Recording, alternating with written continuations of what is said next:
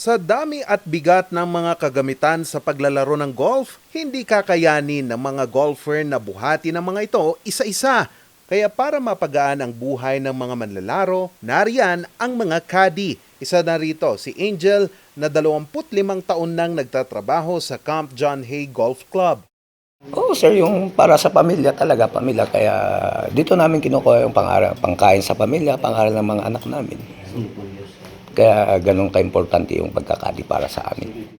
Pero sa pag-takeover ng BCDA sa John Hay Special Economic Zone, hindi nila maiwasang mangamba na baka matanggal sila sa trabaho.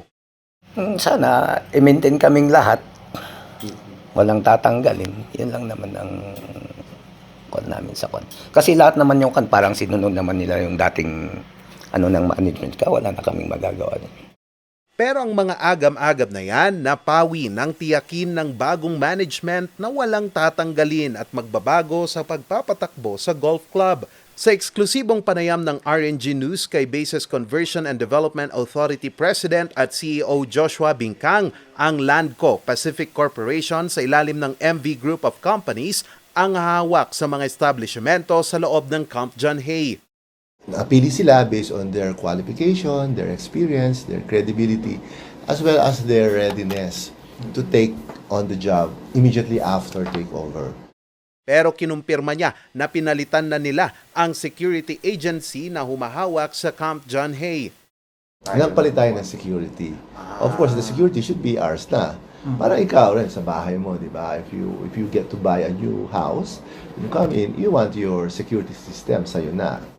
Pero matapos ang turnover ng management sa BCDA, maraming mga oportunidad ang naghihintay para sa Camp John Hay. Pero mayroon pa raw silang kailangang resolbahin. Ito ay ang kawalan ng malinaw na Master Development Plan. Ayon kay BCDA President Joshua Bingkang, taong 1997 pa nang huling magkaroon ng Master Development Plan ang Camp John Hay Special Economic Zone. Kaya naman sa pagbawi nila rito, una sa kanilang gagawin ang pagkakaroon ng Master Development Plan na tutugon sa mga napapanahong pangangailangan gaya ng pagresolba sa problema sa trapiko at pagprotekta sa kalikasan. Ayon kay Bingkang, mahalaga ito para sa paglago pa ng Camp John Hay. Normally, master plan are being reviewed and updated every 5 years. So this one is really long past due for an update. So yun ang gagawin namin. And then titingnan namin kung ano pang mga areas na pwedeng i-develop na maging source of revenues while protecting the environment. Yun ang natin. We create sustainability projects and we'll also implement infrastructure projects na ma-enjoy kaagad ng publiko. Pero habang hinihintay itong mabuo, sisimulan na ng BCDA na ayusin at pagandahin ang ilang pasilidad sa lugar. May mga certain areas dito na madilim, so we'll try to put up more street lights para maging mas safe sa mga tao makalakad sa gabi.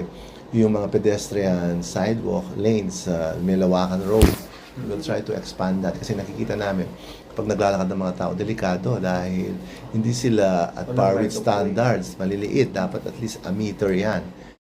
Ang mga proyektong ito ay sustainable at akma sa pagiging smart city ng lungsod. Patuloy naman ang kanilang pakikipag-usap sa mga lokal at international investors na balak mamuhunan at nakikipag-usap na rin sila sa mga establishmentong nais muling pumirma ng bagong kontrata. Charles Nicolimon, RNG News.